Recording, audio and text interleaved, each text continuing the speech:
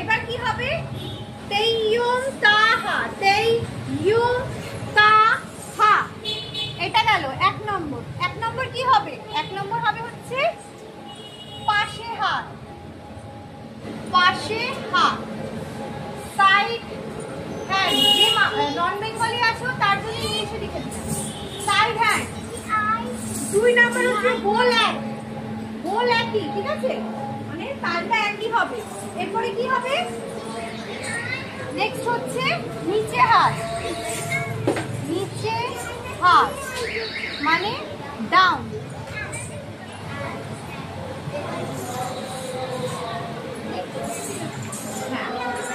না 3 নাম্বার হচ্ছে সেম, এটা সেম। 3 নাম্বারও হচ্ছে সেম সেম সেম সেম লিখলাম।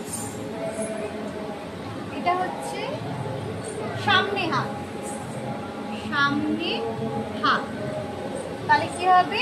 Front, front hand.